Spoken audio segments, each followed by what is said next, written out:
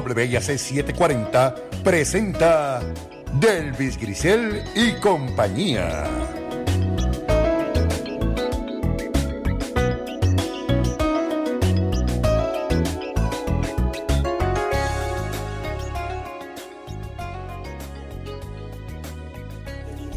Buenos días, soy Delvis Grisel Ortiz. Les doy la bienvenida a esta edición de Delvis Grisel y compañía. Muchas cosas que tenemos de frente, muchísimas cosas de qué conversar. Y hoy estoy en la gratísima compañía de... Sí, voy a acercarme. ¿Aquí estoy bien? Ah, tú, Tato, échate para acá que no sales en la estampita. Sí, acuérdate que ahí está la camarita de Facebook y si no, pues no sale y yo te voy a presentar ahora y entonces nadie sabe de quién estoy hablando. Bueno, hoy nos visita por primera vez la directora del diario Claridad, Alida Millán. Alida, encantada de tenerte aquí. Hola, Delvis, yo de estar aquí. ¿Cuántos años van? Bueno, nosotros nos conocemos desde el teatro. Imagínate, pero teatro. Imagínate tú. Después de eso cogimos no rumbos tan diferentes, ¿verdad? Porque el periodismo creo bueno, siempre, fíjate, nos fuimos para el mismo bando. Nos fuimos para el mismo bando. Lo único que yo para el bando de los que estamos, ya tú sabes, en la pelea por todo. Ajá, exacto, pero haciendo un trabajo maravilloso porque... ¿Cuántos años van en Claridad? ¿Cuántos años tú llevas en Claridad? Más de los que quisiera a veces, pero con gusto, con mucho gusto. Yo llevo como casi 30 años en el periódico. Imagínate. Casi, y el periódico lleva 63. Imagínate. Acabamos de cumplir. O sea, la mitad del tiempo, pero 30 años. Pero haciendo diferentes cosas. Sí, exacto. Pero Claridad en muchos sentidos hace trabajo maravilloso, importante, retante. ¿Verdad? Sí, yo creo que sí, fíjate, hablando de eso, anoche estaba sacando la cuenta de cuántos editoriales habíamos tirado con Luma y eran con el que sacamos hoy. Son 8 y hay más de 40 noticias sobre Luma. Y tú dices, mano, en un periodo tan cortito, eso es un montón. Y con no tanta gente trabajando allí. Así es que eso es muchas cosas. Yo creo que Claridad es un milagro. Eso decía Domingo Vega, lo decía Juan Maribraz, uno de los fundadores, y lo dicen 2 o 3 también. Seguro, es un milagro, definitivamente es un milagro. Pero bueno, también está con nosotros aquí el planificador y queridísimo amigo Tato Rivera Santana.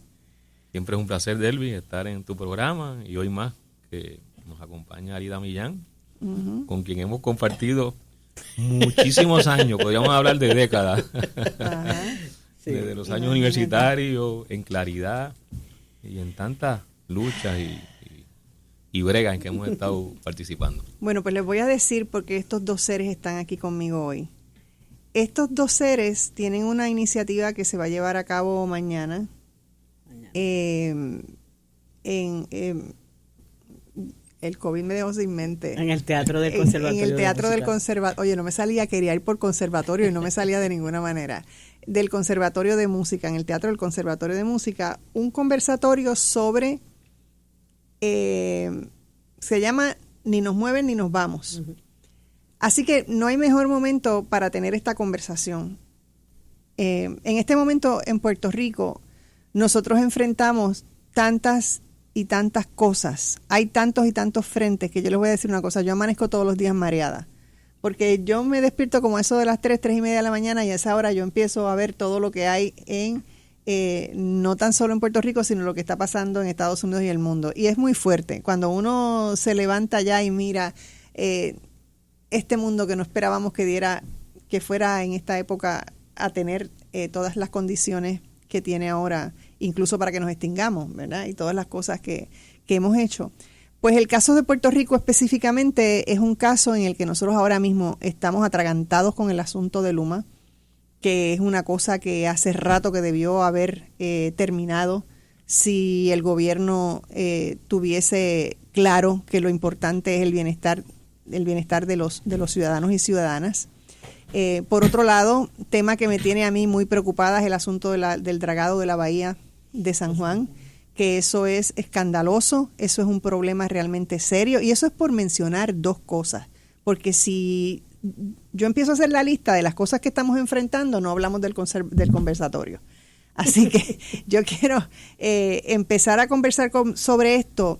Yo creo que Puerto Rico necesita mucha conversación. Nosotros estamos cambiando y estamos cambiando hace rato, hace tiempo que estamos cambiando.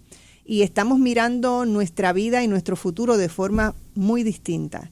Y sobre todo lo más bonito de todos estos procesos es que nosotros poco a poco y de forma consistente, y como decía aquel señor en la televisión, sin prisa pero sin pausa, nosotros sin prisa pero sin pausa hemos ido entendiendo nuestro valor y entendiendo que nos tenemos que dar a respetar y entendiendo que nosotros somos los dueños de esta isla. Entonces, ustedes han propuesto un conversatorio que se llama Ni nos mueven ni nos vamos. ¿Cómo nació? El derecho a quedarnos. Es el derecho a quedarnos. ¿Cómo Pues, surgió esta idea? Pues ¿Por qué tiene lugar este conversatorio y por qué lo auspicia tiene Claridad? dos cosas. Acércate el micrófono. Tiene dos patitas, ¿verdad? Dos vertientes. Una, la necesidad de Claridad de allegar fondos al periódico, porque como todos saben, todos los oyentes saben que Claridad no se mantiene ni de anuncios, ni de fundaciones, nada de eso. Así que esa es una de las maneras de nosotros allegar fondos al periódico para que siga funcionando, que si el festival, los conversatorios, los festivalitos, las cenas, o sea, todas esas cosas que se hacen a través del año. Y el más importante es que nosotros y nosotras entendíamos que esto es un tema que nos toca bien de cerca a todos y todas los que en algún momento hemos vivido en comunidad, ¿verdad? Y es que sabemos y también sabemos por el trabajo periodístico que se hace que nos han ido desplazando de las comunidades, que nos han ido sacando de alguna manera, que quieren hacer un gueto de los puertorriqueños. Eso es lo que nosotros pensamos que hay detrás, ¿verdad? Es tener un gueto aquí, lo que son las reservaciones en Estados Unidos, pues que los norteamericanos se queden o norteamericanos se queden con gran parte de lo que es Puerto Rico y que nosotros seamos esa pequeña gente que se queda. Esa pequeña gente se queda para servir. Para servirles, ya como mano de obra barata, que siempre lo hemos sido, ¿verdad? Y entonces en vías de eso, pues ellos han establecido leyes, ¿verdad? El gobierno de Puerto Rico ha establecido leyes para que se les haga más fácil. De eso Tato te puede ahondar más, porque él es experto en esas cosas, porque él es planificador. Pero el gobierno ha hecho unas leyes para facilitarle a los extranjeros, facilitarle la entrada a los extranjeros, a todas esas comunidades que son o de bajos recursos o que ellos entienden que tienen un valor mayor, como pasa con la Bahía de San Juan. ¿Viste? Que hay cosas ahí que se pegan todas. Como pasa en Vieques, como pasa en Culebra. Y nosotros entendíamos que teníamos que empezar a conversar sobre eso para que la gente entendiera bien cómo es que se está dando ese problema y por qué, las razones de por qué se están dando ese problema, ¿verdad? Por qué se está dando en estos momentos específicos en Puerto Rico. Y nos pareció que era bueno juntar a expertos, ¿verdad? Juntar expertos que saben más que uno o que una sobre qué es lo que hay debajo de todas esas movidas y todas esas estrategias, porque eso... Estrategias. Y por ejemplo, yo te traje un ejemplar del periódico mensual que ahora es que estamos tirando, que se llama Así que se vayan ellos. Y es de uno de los panelistas que va a estar, de Raúl Santiago Bartolomé. Él escribió un artículo sobre eso, ¿verdad? Sobre cómo es que se ha ido dando el desplazamiento en términos de la vivienda, en términos de los sitios.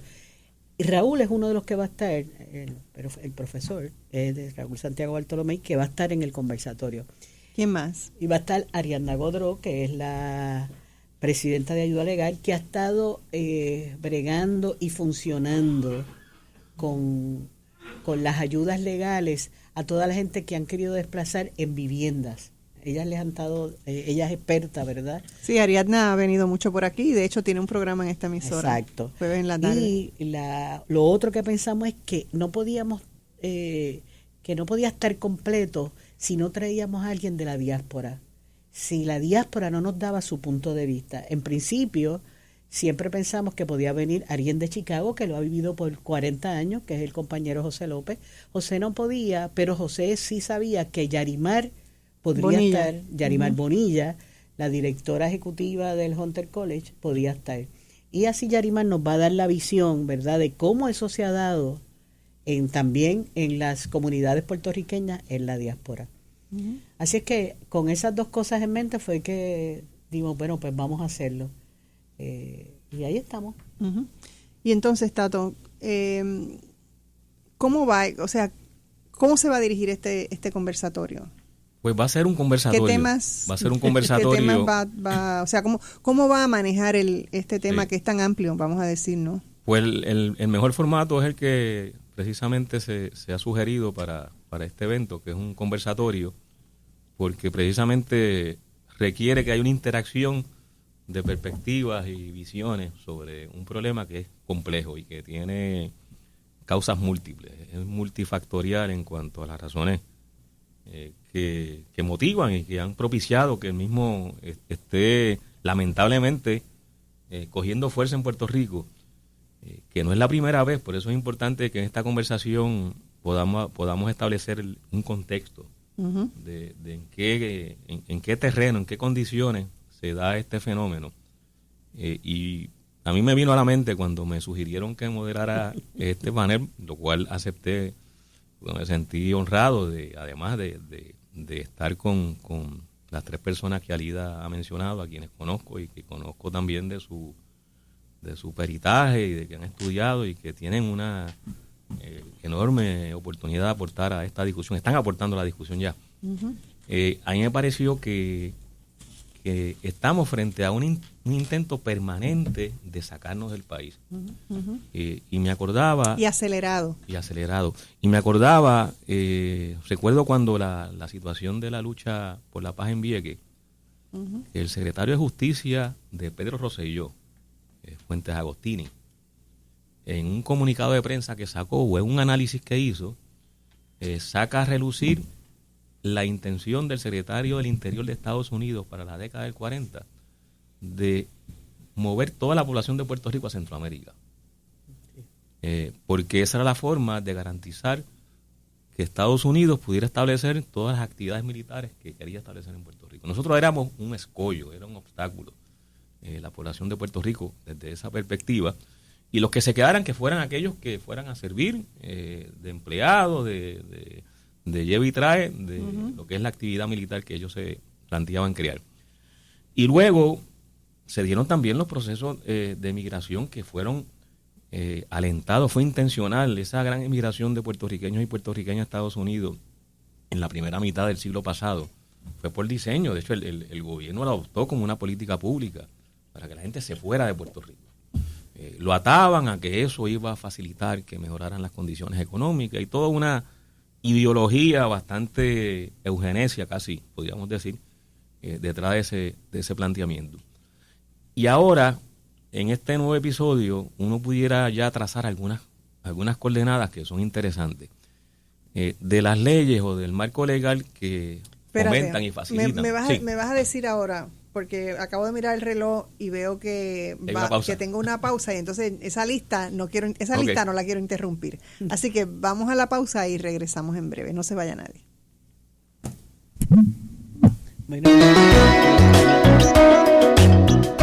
No se retire. En breve regresamos con más de Delvis Grisel y compañía.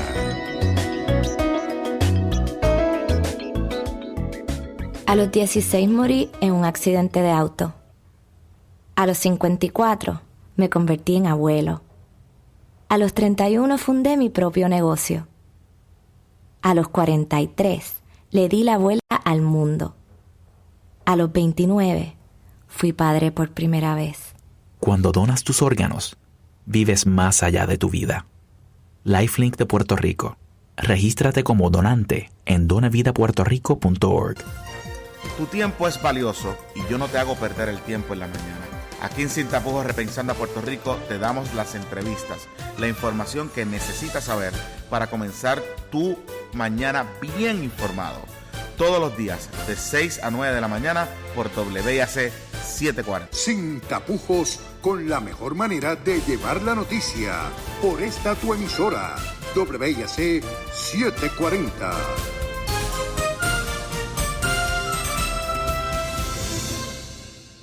Escucha este y todos los miércoles a las 5 de la tarde, Mundo Obrero. Entérate de todo lo que está aconteciendo en el país desde la perspectiva de la clase trabajadora. Mundo Obrero es el programa radial de la Unión General de Trabajadores, un sindicato comprometido con los mejores intereses de los trabajadores y el pueblo puertorriqueño. Entrevistas, noticias, comentarios y lo más importante, la voz de los trabajadores y trabajadoras que van transformando el país. Escucha Mundo Obrero los miércoles a las 5 de la tarde por esta emisora. También puedes seguirnos por Facebook Live. Y ahora regresamos con más de Delvis Grisel y compañía. Estamos de regreso en Delvis Grisel y compañía. Hay que respirar hondo. Tato, vamos con esa lista. Pues mira, mencionaba en la intervención anterior que hay un marco legal que uno puede trazar como que impulsa esta nueva etapa del desplazamiento. El desplazamiento siempre ha estado ocurriendo en Puerto Rico y es un fenómeno que en la literatura llaman gentrification en inglés, gentrificación en español, pero básicamente indica que hay un proceso que se fomenta por políticas públicas del Estado para que una población de escasos recursos que vive en un lugar determinado, que constituye una comunidad, sea desplazada por sectores adinerados o de altos ingresos. Y eso se llama gentrificación, desplazamiento es la palabra correcta y que se ajusta más a lo que es el fenómeno. Pues ese fenómeno siempre ha ocurrido en Puerto Rico y en el pasado lo hemos visto. San Mateo de Cangrejo fue parte de ese proceso. Viene un libro de esa historia, está en camino. Sí. Pero ahora decíamos que hay unos puntos o unos momentos en el calendario que uno puede decir, aquí viene un proceso, nos damos cuenta ahora, ¿verdad? Pero cuando uno mira retrospectivamente, uno dice, aquí se inició ese proceso con toda la intención, y voy a decir el cuatrenio, en el cuatrenio del 2009 al 2013 de Luis Fortuño. En ese cuatrenio fue que se aprobaron las 4 leyes que hoy estamos identificando como las leyes que propician este desplazamiento. La ley 20, la ley 22, la ley de las alianzas público-privadas y la ley 161 de permiso, de reforma de permiso. Esas son las 4 leyes que están presentes. Hay otras también, ¿verdad? Pero esas son las que están presentes de forma constante porque no fueron modificadas por la administración del Partido Popular cuando entró sustituyendo a Luis Fortuño. Fueron enmendadas, pero no alteraron el contenido, no alteraron la esencia, lo que era el propósito de esa legislación o de esas leyes. Y cuando uno la mira y uno observa cómo es que encajan perfectamente como si fuera una maquinaria, se da cuenta que precisamente se trata de un proceso políticamente intencionado. La ley 20 y 22 pues se ha discutido últimamente con mucha insistencia, con toda la razón, porque es la que permite que inversionistas multimillonarios vengan a Puerto Rico, supuestamente tienen que tener residencia en Puerto Rico, supuestamente, porque hay unos que no la tienen y lo han dicho públicamente.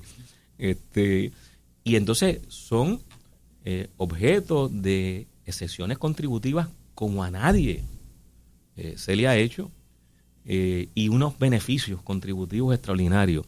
Sobre esto, por cierto, el Premio Nobel de Economía, Stiglitz, en su última visita a Puerto Rico, se refería a estos inversionistas, no le llamaba inversionistas. Básicamente decía, esos son evasores contributivos allá y evasores contributivos aquí, que no les interesa el desarrollo económico, ni les interesa aportar ni allá ni aquí al desarrollo social de donde están establecidos. Y ese grupo de inversionistas, y como nota el CARCE, es importante destacar que esta es una ley que, contrario a las leyes de incentivos contributivos anteriores, va dirigida a las personas. Las leyes contributivas anteriores iban dirigidas a las empresas. Se buscaba que empresas se establecieran en Puerto Rico para generar actividad económica. Esta ley va dirigida a que este tipo de personas, multimillonarios, se establezcan en Puerto Rico sin ninguna obligación de que haya una actividad empresarial alrededor de su establecimiento en Puerto Rico, no, sino simple y sencillamente que se establezcan aquí, que tengan esas exenciones contributivas, bajo el supuesto de que eso va a generar algún tipo de beneficio económico para el país. ¿Y cómo Pero es lo que está posible que ocurriendo, genere beneficio económico? ¿Cómo lo va a generar? Pues que en la práctica no lo ha generado. O sea, y lo que ha salido por ahí en cuanto a y tú me dices una empresa, pero a una persona estudios que viene aquí se mete en su piscina, en su casa o en la playa. Sí, contrata a un jardinero y alguien que pinte la casa. Y los estudios que han salido sobre empleos generados realmente son raquíticos. O sea, no justifican el costo económico que tiene para el país, para los recursos de Hacienda y el costo social que está teniendo. Y aquí es que entra el tema del desplazamiento. Ahora, para que esto sea atractivo para esas personas, no solo tienen que tener la intención o el beneficio y el atractivo de que van a estar generando riqueza exenta de contribuciones, sino que pueden hacer lo que les plazca. Y ahí es que entra la ley de permiso. La ley de permiso del 2009, la 161, fue una ley bien agresiva en términos perniciosos para la planificación del país y para la participación de la gente en los procesos de permiso. Que tiene como consecuencia, se discutía en esa época, primero penalizar la participación ciudadana. Me acuerdo que uno de los temas que generó mucha controversia es que tenía un articulado que se le llamó el artículo Tito Kayak, que era que se podía procesar a una persona que hiciera una protesta frente a una actividad que tuviera un permiso. A ese nivel llegó esa ley de permiso. Pero además estableció unas restricciones que no existían para las agencias que expedían los permisos, que emitían los permisos. En ese momento era ARPE y la Junta de Planificación en cuanto a las consultas de ubicación, que trae como consecuencia que ahora esas agencias no pueden revocar los permisos que emitieron. Si se dan cuenta que los permisos estuvieron siendo objeto de mala información, de falta de información, de engaño, o que se sometieron documentos falsos. Un poco lo que hemos visto. ¿Qué pasó en Sol y Playa? Para traer el ejemplo específico. En Sol y Playa se hicieron unos estudios que no fueron correctos. Hubo un perito que sometió una información que no era correcta. Y cuando la Junta de Planificación se da cuenta de que eso, y se da cuenta por la presión pública, no fue porque hizo la evaluación. Haciendo su trabajo. Claro, porque la ley decía, no, aquí va a estar garantizada los procesos porque la Junta va a estar revisando y examinando los permisos que se emitan. Pero lo que establecía era que iba a revisar un % muy pequeño de los permisos emitidos para ver si estaban cumpliendo con la ley. Bueno, pues aquí la Junta tuvo que esperar a que la gente se movilizara, se hiciera la denuncia, se sometieran incluso evidencia de que había elementos falsos en esos permisos, y aún así la Junta no pudo revocar el permiso, tuvo que ir al tribunal. Y todavía está en los tribunales el asunto de la revocación de los permisos de Sol y Playa.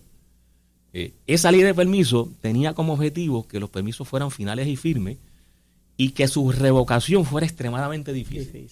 Apostaban a que ciertamente quienes se iban a beneficiar de los permisos eran los grandes intereses económicos, que les convenía que no hubiera marcha atrás en los permisos que se emitieran.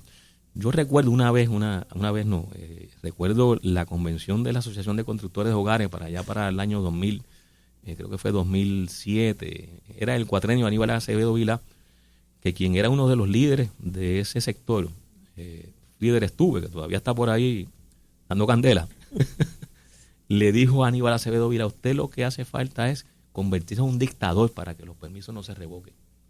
Recuerdo que Aníbal le contestó muy bien y le dice, no, esa no es le contestó que esa no era la actitud. Pero Fortuño le proveyó en esa ley 61 lo que pedía, 161 lo que pedía ese sector. Bueno, pues está la ley 161 que le ofrece la certeza a esos inversionistas de que van a tener los permisos para hacer lo que les parezca. Entonces, está la ley de las alianzas público-privadas, que también está en la discusión en estos días, ahora con todo lo que tiene que ver con el contrato de Luma, con la APP que se le va a otorgar a esta firma que no tiene una operación económica eficiente para que controle los puertos de Puerto Rico, de la Bahía de San Juan principalmente. Sí, los turcos. Pues las alianzas público-privadas es una ley que facilita la privatización. No, y que hay que decir que en este caso de esta gente que han contratado, son gente que no tiene el dinero para administrar ese asunto y le están dando 6 meses para que consigan el dinero y ellos tienen que conseguir el dinero prestado. ¿Qué es esto? No, es una cosa grotesca. O sea, le entregan los puertos, Los datos que han salido de la misma información es que la autoridad de puertos genera 26 millones por la operación de esos puertos. Pues le van a entregar 26 millones a una empresa que está deficitaria en su operación. No tiene el capital para hacer la inversión. Pero entonces va a hacer la inversión a través de abonos de AFICA, de bonos que lo genera el gobierno de Puerto Rico. Entonces le estamos entregando la infraestructura portuaria, le estamos entregando los ingresos de la autoridad de los puertos y le estamos financiando la operación. O sea, ¿qué es esto? ¿Y por qué? Porque lo que hay detrás de las APP, y por eso hacía mención de la ley de la alianza público-privada, no es como dice esa frase que parece hasta bonita, alianzas público-privadas. Yo creo que eso es algo que sí hay que trabajarlo. Bonita, pero sí, debe haber una alianza entre el sector público y el sector privado, claro que sí, para garantizar el interés público, para garantizar el servicio público. En Cuba las tienen. Claro, y muchos países que lo manejan lo manejan muy bien porque el interés público está protegido.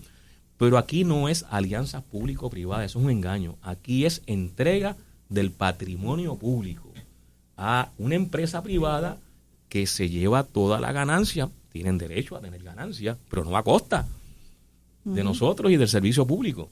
Y de nuestro patrimonio. Y de nuestro patrimonio, porque el problema es que vamos perdiendo nuestro patrimonio aceleradamente sin que nadie pueda hacer nada al respecto. Así mismo. Es una tragedia. El aeropuerto, ¿desde cuánto viene el aeropuerto? Y entonces tenemos el caso de Luma. Bueno, el caso de Luma es bastante parecido a este de los puertos. O sea, Luma no invierte un solo centavo. Ni un solo centavo. Se le dan 1.000 millones, 750 millones inicialmente y después el resto, los 250 millones restantes. 1.000 millones para que entre a administrar la infraestructura de distribución y transmisión de la Autoridad de Energía Eléctrica. Ha sido un desastre. Ha probado que no conoce el sistema, que no va a dar pie con bola porque además no tienen intención de que sea así. Lo que les interesa como empresa privada es generar mucha ganancia y lo hacen a través de reducir la plantilla de empleados, como ha salido la información.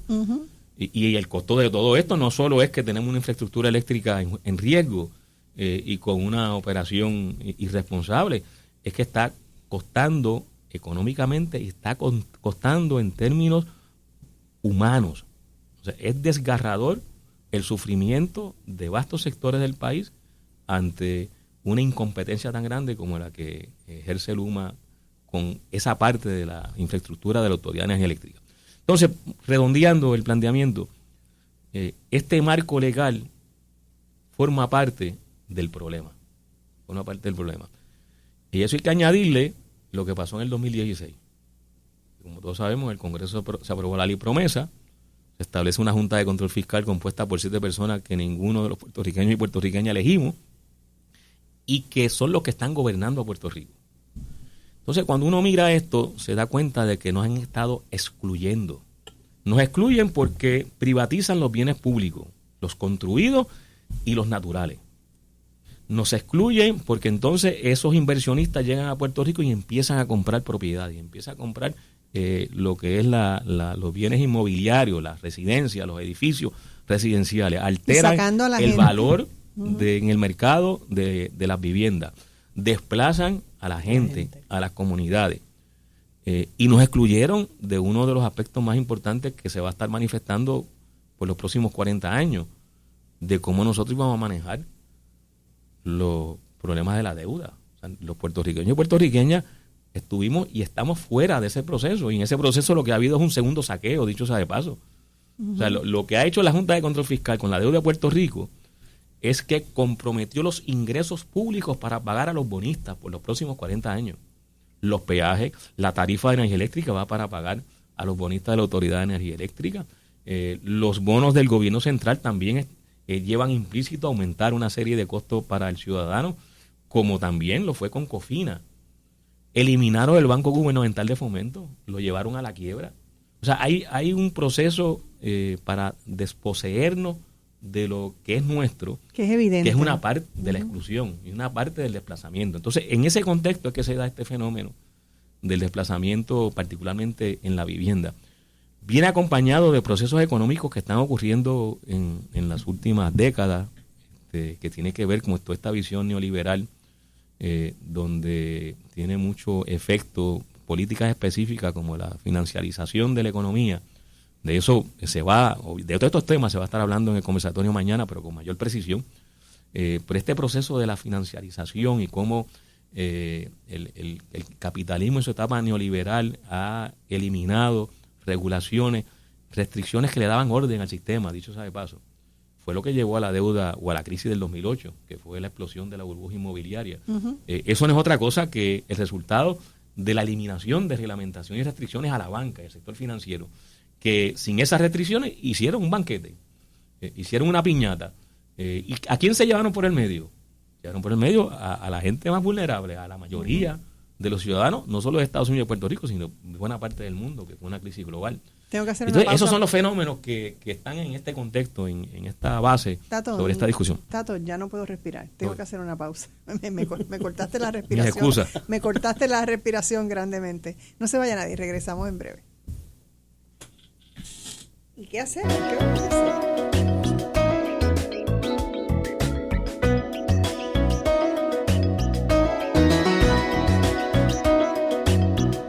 No se retire. En breve regresamos con más de Delvis Grisel y compañía.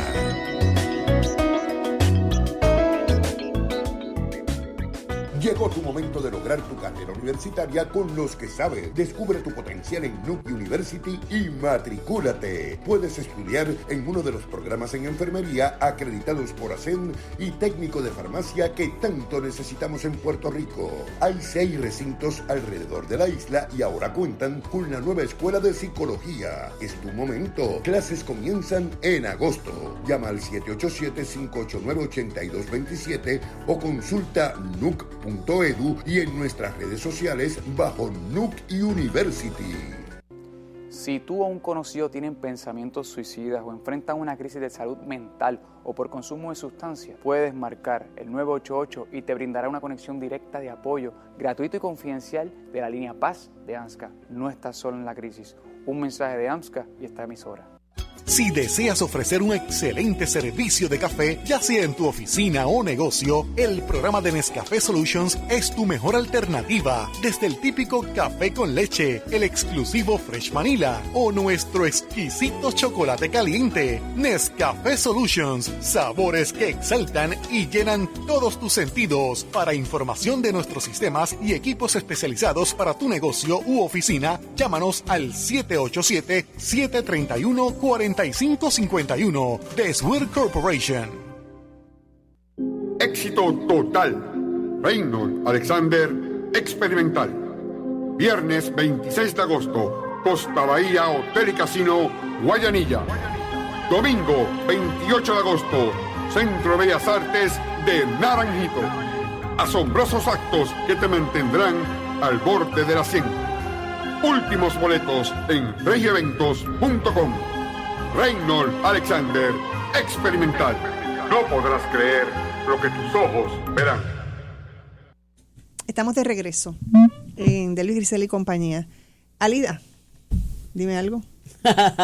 ¿Qué quieres que te diga? Bueno, yo agradecida de los compañeros que van a participar mañana en el conversatorio, en el conservatorio, que siempre tenemos ahí como... Sí, exacto. En el conservatorio a las 7 de la noche.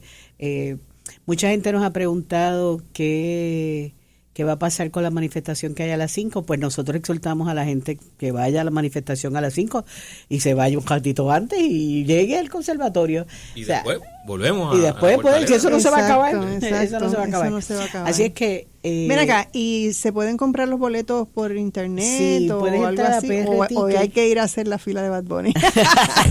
No, puedes comprarlos por prticket.com. Gracias a PR Ticket que se ha portado con nosotros, de verdad extraordinario. Lo pueden llamar a Claridad al 787-770534 y ahí es una donación, ¿verdad? Es una donación sugerida. En PR Ticket le dan las diferentes alternativas. Hay diferentes alternativas para aquellos que no puedan aportar donar los $50, lo que se solicita. Exacto. Es un donativo y con eso contribuye al sostenimiento de Claridad.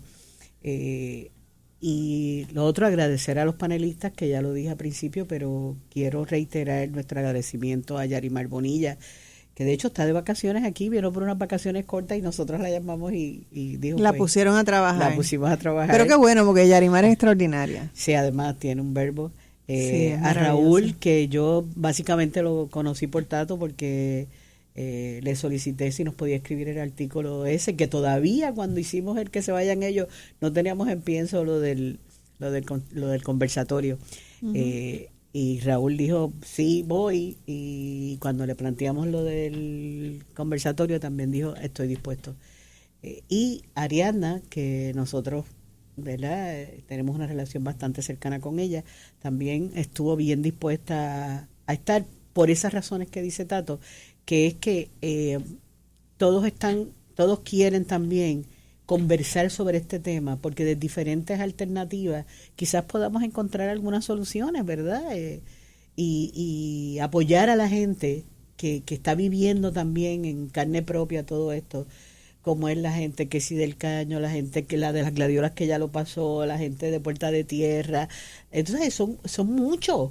Y alrededor de toda la isla que se está dando, como decía Tato también, en este caso el proceso de desplazamiento en las viviendas, ¿verdad? Están quitando las viviendas por gente que tiene dinero, diciéndole a mucha de esta gente, cuando nosotros reconstruyamos, ustedes vuelven, pero la realidad es que no vuelven. Bueno, y si vemos el caso de Quebradillas, este reportaje que hizo Bianca hace algún tiempo, o sea, este hombre que va y se muda allí, mira, ve que se ve ¿cómo es el mar tan precioso que se ve allí? No sé si es Quebradillas o Isabela, una de las dos.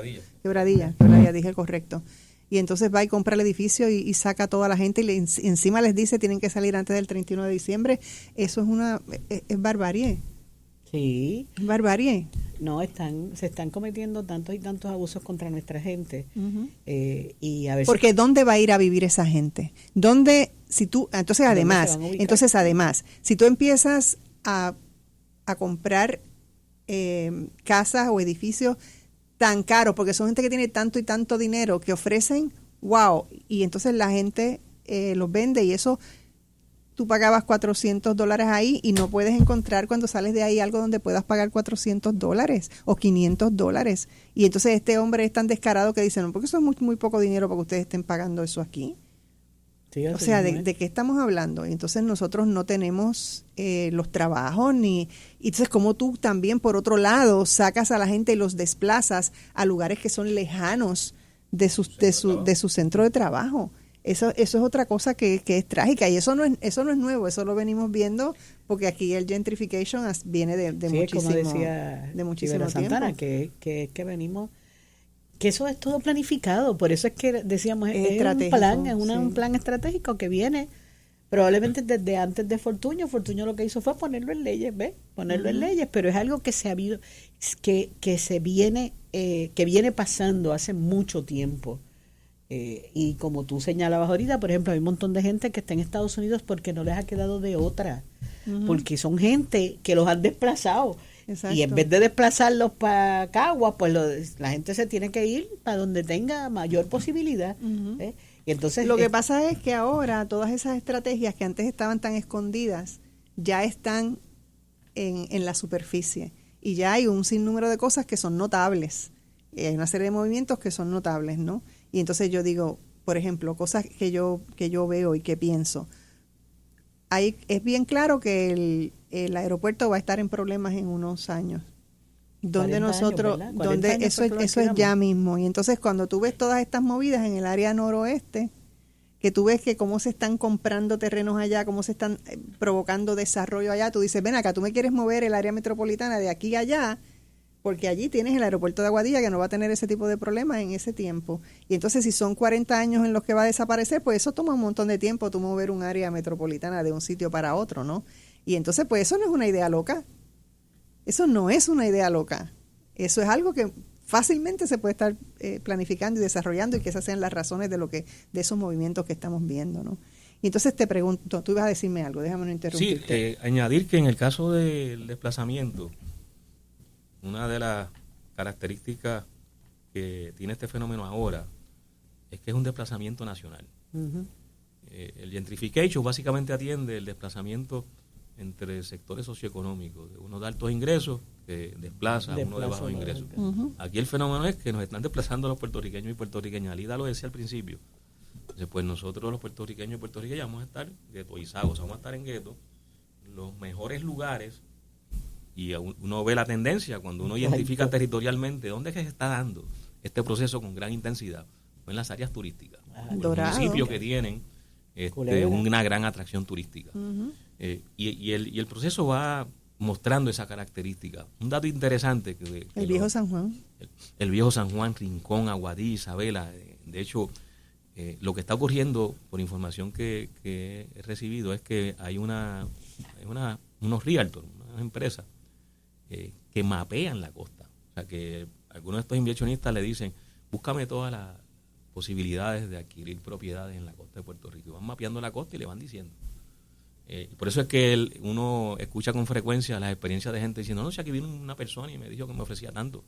Y vino la otra y me dijo que me ofrecía tanto. Yo tengo una amiga que le ofrecieron por su casa en Dorado $2 millones. Sí. Pues ese es el fenómeno que está ocurriendo. Que de ninguna manera cuesta $2 millones esa casa. Claro. Y entonces la implicación que tiene eso es que entonces altera el valor de la propiedad. Eso Exacto. Es lo que yo te decía ahorita. Altera el valor de la propiedad, entonces los sectores que no tienen esos ingresos, que es la mayoría del país, se quedan sin el derecho a la vivienda, que aquí está otro ángulo importantísimo en insistir. Aquí se está enterrando el derecho a la vivienda. Y se está enterrando porque la vivienda, por ese proceso de financiarización, se ha convertido en un bien del mercado. En un instrumento de generar riqueza y no de ofrecer un derecho que tiene la gente a tener un techo donde vivir. Hay unas cosas que agravan, o sea, que añaden este caldo de cultivo. ¿Y tú creerías que eso, si vemos la reconstrucción de Puerto Rico y todo lo que se ha tardado desde el huracán hacia acá, toda esa cosa de aplazar y no sé qué tiene que ver con esto también, con esa estrategia, ¿no? Posiblemente el diseño de esos fondos federales está hecho prácticamente, cuando uno lo mira y mira las restricciones, para que no se desembolsen. Exacto. Para que sea difícil su desembolso. Porque entonces viene lo otro. Si no es intencionado, funciona a favor. Exacto. Funciona a favor.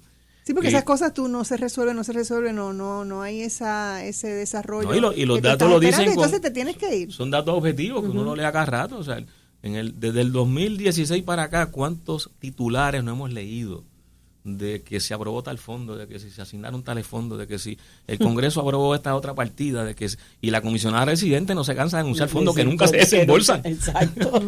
Pero que nunca se desembolsan. Y está hecho ese diseño, y la administración de Trump intencionalmente dio esas instrucciones de que fuera bien difícil el desembolso de ese dinero. Pero Biden no ha hecho mucho para cambiar esas restricciones. Por ejemplo, una de las restricciones que obviamente es muy difícil que funcione en Puerto Rico es que los fondos se tienen que gastar primero. Es decir, no se debe hacer el gasto primero y después reclamar los fondos. Bueno, pues evidentemente aquí hay la mayoría de las instituciones no van a hacer eso. Los municipios no van a hacer eso. Y me acuerdo que es uno de los reclamos de los municipios. Pero ¿cómo nos van a exigir que hagamos el gasto si no tenemos dinero? Y encima de eso, la Junta de Control Fiscal le quitó $200 millones a los municipios. O sea, es una locura, es una cosa totalmente contradictoria, entre comillas. A lo que iba también era que cuando uno me puse a examinar los datos del censo, que han sido, ¿verdad?, un poquito cuestionados recientemente por ellos mismos, porque contaron de más. Pero en los datos del censo aparece que en Puerto Rico hay 257.600 unidades de vivienda vacantes que aparecen ¿verdad? En ese estudio, en ese censo. Eso es el 16% del total del inventario de vivienda en Puerto Rico, está vacante. Que de por sí ya salta a la vista de que aquí hay un gran problema de política pública, porque tenemos sectores sociales que no tienen vivienda. El mercado no está construyendo vivienda, haciendo la oferta de vivienda para esos sectores. Y la cantidad de vivienda que tienen.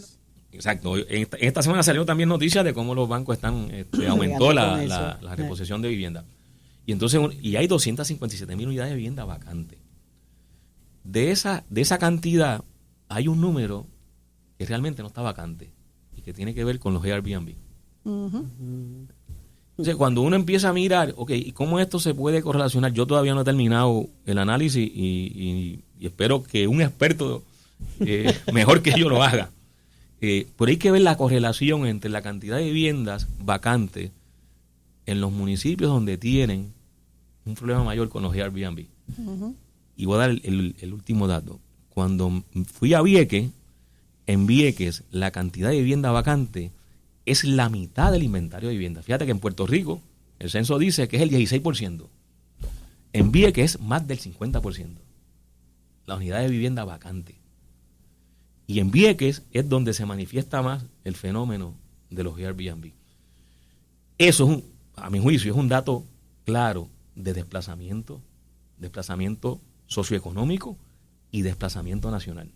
¿Quiénes tienen esas propiedades? ¿Viequenses? No. No, claro que no. Tengo que pausar. Regresamos en breve. O sea, Delvis, no te angusties que esto es... No se retire. En breve regresamos con más de Delvis Grisel y compañía.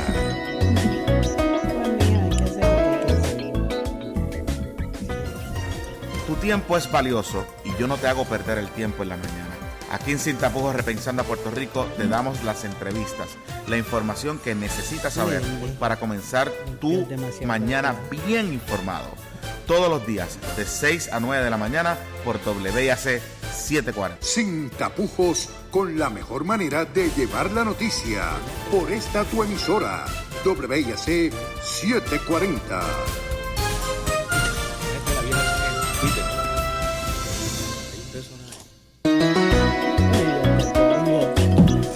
Y ahora regresamos con más de Delvis Grisel y compañía.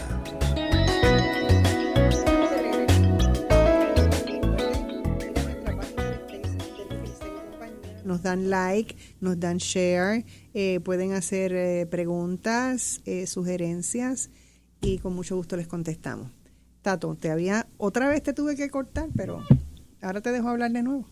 Bueno, básicamente estaba dando unos datos sobre la información que provee el censo de población, de cómo el fenómeno del desplazamiento y de el mancillar el derecho a la vivienda se refleja en los datos. Yo creo, además, que es importante atar algo que lo hemos conversado fuera del aire. ¿Qué hacer? Y de hecho, en este conversatorio propone encontrar en esa conversación qué hacer. ¿Cuál es la dirección que tenemos que tomar? Vamos allí a entrar en una conversación de posibles líneas de acción o lo que incluso se ha hecho, porque tampoco vamos a estar inventando el hilo blanco. Ya hay unas respuestas que se están dando de distintos sectores sociales en Puerto Rico. A mí me parece que lo que es la respuesta principal es la que nos ha funcionado pudiéramos trazarlo desde el huracán María para acá, que la gente se organiza y responde de forma organizada, porque no va a venir la divina providencia. Tenemos que poner el cuerpo. Hay que enfrentarlo, y aquí hay gente que se está enfrentando, el país se está enfrentando, lo hizo después del huracán María, donde fuimos nosotros y nosotras las que dimos la respuesta. Llegaron después los otros y las otras, ¿verdad?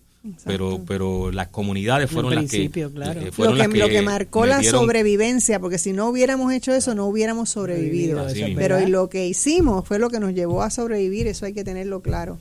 Y cuando la injuria de Ricky Rosselló y el chat de su consorte, la gente, o sea, nos tiramos a la calle por encima de la Constitución, por encima de las leyes. En la Constitución no aparece cómo se le puede pedir la renuncia a un gobernador, a un gobernante. Y el país, su movilización, su fuerza moral, pero fuerza moral traducida en movilización, en marcha, en esa energía, pues llegó a que este personaje es parte de la historia ya, tuviera que irse. Mira, yo quiero comentar, ya que estamos en este punto, algo que yo vi en las redes sociales que me pareció maravilloso cuando hablamos de conversación. Fíjate, cuando hablamos de conversación y de atención y de las cosas que tú puedes lograr a través del diálogo.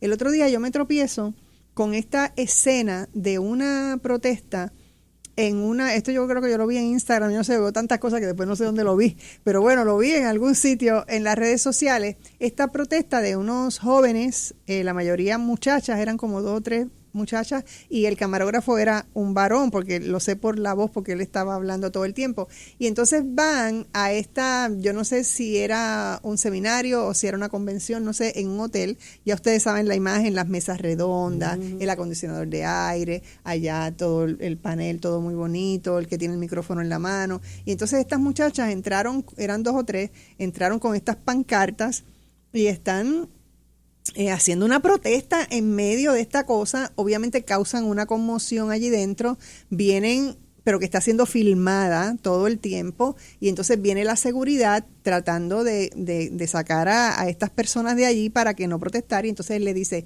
tú no me puedes sacar a mí de aquí porque yo pagué mi boleto para estar aquí. Fíjate, es lo primero que él dice. No empecé eso. Ellas siguen en la protesta allá adentro y logran sacarlo a él, pero él sigue tomando su película por el cristal de la puerta y sigue insistiendo en que lo tienen que dejar entrar.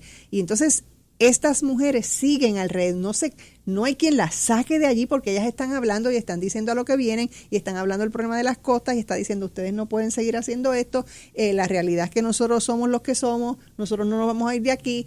Y entonces mira lo que ocurre, tratan de todas maneras sin agredir a ninguno, no se atreven en realidad tocar a nadie y no saben, de pronto no saben qué hacer. Y entonces, ¿sabes lo que ocurrió? La persona que estaba dirigiendo la actividad le cedió el micrófono a esta muchacha. Esta muchacha dijo lo que fue allí a decir, le dijo, yo estoy aquí por esto y por esto, y les voy a decir a ustedes que esto y esto no va a ocurrir y no puede ser y no sé qué. ¿Saben lo que pasó al final? La muchacha terminó de hablar, se movió y según ella se iba moviendo hacia afuera porque había logrado su propósito, todo el mundo le empezó a aplaudir. Pues, ¿qué estamos diciendo aquí? Que estas personas estaban escuchando otro tipo de planteamiento, y que la gente que estaba generando la actividad fueron capaces de acceder a que ella tuviera la oportunidad de hacer eso. Y eso es importante. Si nosotros empezamos a lograr la conversación, utilizar la herramienta del diálogo, que nosotros somos muy capaces, los puertorriqueños y las puertorriqueñas, porque somos fuertes en eso. Porque nosotros bailamos debajo de la lluvia y porque lo de nosotros es el suku-sumuku. Nosotros no es cuando tú me digas ni cuando tú quieras ni como tú quieras, es como nosotros lo pensamos, es cuando estamos listos y es como lo queremos hacer. Y entonces yo pienso que esas son las cosas que se van a seguir manifestando. Es darle fuerza a la voz con la acción. Exacto. Y es lo que ha funcionado. Los maestros protestaron y le aumentaron el salario. Igual otros sectores sociales, mencioné a los maestros porque fueron muy... porque son recientes y tuvieron... Claro. Exacto.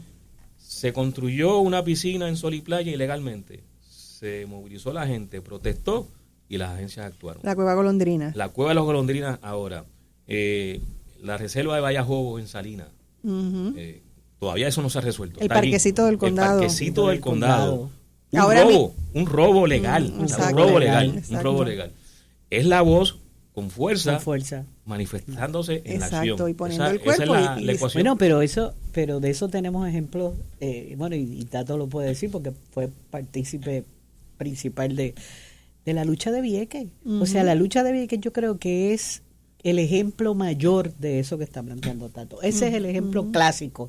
O sea, y que ahí empezó, en esta época moderna, ¿cuánto en esta tiempo, parte moderna? O sea, estuvo Ismael Tazo, o sea, haciendo sus cosas y era como que ahí. Bueno, pero siempre hay un punto, o sea, y ahí mataron a David Sanes y ahí hasta llegó, se acabó el evento, hasta aquí estamos dispuestos a soportar. Y finalmente sacamos la Marina de Vieques, pero fue un proceso con energía, dándole, y como tú dices, poniendo el cuerpo en donde pusiste la voz y consistente, ¿verdad? Consistente. Yo creo, por ejemplo, que ahora, los jóvenes de ahora, de la generación de No Se Quita, que la de nuestro, todavía estamos aquí, no nos hemos quitado. O sea, a pesar de que alguna gente piense, no, la generación nuestra, que es la que antecede a estos jóvenes, está aquí. Y yo pienso que los jóvenes de ahora, eso es algo que pueden demostrar en lo que, ¿verdad? En lo que va y es siendo consistente, que no piensen que es que lo vamos a resolver mañana. No creo que lo hayan pensado así, pero como lo de Ricky estaba tan maduro, además porque Ricky era como que se caía la mata, porque el tipo no tenía, pues ¿Tú sabes? No entiendo por qué lo trae el gobernador allí al Exacto. fin de semana, no sé cuál. Pero para bailar, era para bailar. Para destruirse así mismo un poquito más. Sí. Y entonces yo pienso que esa es la única solución que tenemos los puertorriqueños y las puertorriqueñas, es eso, dar la batalla, poner el cuerpo, como dirías tú, donde tú pones la voz. Sobrino, que yo le robé a él. Él se las robaste a sobrino, pero eso es, y ser consistente en lo que planteamos. Y yo creo que a pesar de que a veces lo vemos con diferentes ojos, porque todo el mundo tiene diferentes opiniones de cómo llegar a eso. Exacto. Pero a la larga, este país es uno. Y es nuestro, y es nuestro. Y es nuestro. Y de aquí no nos va a sacar nadie, como dice exactamente. Y de aquí, el tema. De aquí no nos va a sacar nadie. Y de aquí nosotros no nos vamos a mover. Nos tienen que sacar, yo imagino yo, con palas, como dirían los viejos nuestros. Sí, no, aquí hay que hacer hasta el último día, porque definitivamente no es posible. Y nosotros tenemos una visión de lo que queremos, de cuál es el futuro que queremos tener, y tenemos que hacerla valer. Bueno, y era como nosotros tenemos una cultura fuerte. Fíjate que los estadounidenses, desde que llegaron aquí, en el año en que llegaron y el día en que llegaron, lo primero que intentaron hacer con mucha fuerza y mucha dedicación fue cambiar nuestro idioma, y 100 y pico de años después eso no ha sido posible, y la reafirmación que eso ha tenido el día de la conferencia de prensa de Luma, en la que ellos intentaron, eso es una prueba fehaciente, pura y dura, de mira, los puertorriqueños y las puertorriqueñas te están diciendo no te sigas metiendo con el idioma, porque es que o sea, ¿qué clase de intento es ese? No lo pudiste hacer el día que llegaste, lo vas a poder hacer 100 y pico de años después. O sea que nosotros tenemos que mirar cuáles son las cosas bien buenas que nosotros estamos haciendo y reafirmarnos más y reunirnos más. Así que mañana hay que apoyar este conversatorio que es en el Conservatorio. El Conservatorio de Música a las 7 de la noche. Igual los esperamos a todos y a todas, y sobre todo a toda esa gente que está luchando hoy en día, ¿verdad? Porque no los desplacen de un lado a otro. Vamos a tener una excelente conversación. Ya por lo de Tato es una, ¿verdad? Imagínate, Tato ahí, olvídate. Y Tato es el moderador. Imagínate tú los otros tres también, cómo él va a manejar todo eso. Le hemos traído aquí, mira, una muestra, y para esa muestrita, y para esa muestra con un botón basta. Así que mañana, importantísimo. Ese panel es de lujo, de lujo. Y tiene las perspectivas que redondean y completan el tema. Que tiene el estudioso del tema, como Raúl, tiene a Ariana Godró, que en la práctica está viviendo. Y que es una nueva generación. Y Yarimar Bonilla, que también es una nueva generación casi. Exacto. De las comunidades puertorriqueñas. Pues ya saben, se nos ha terminado el tiempo. Sí. Bueno, los esperamos, Delvis, gracias, de verdad, Tato, qué bueno verte. Encantadísima de haberles tenido aquí. Bueno, amigos, eso es todo por hoy en Delvis Grisel y compañía. Muchísimas gracias por escucharnos. Que tengan un día maravilloso y sobre todo lleno de mucha paz. Buen día.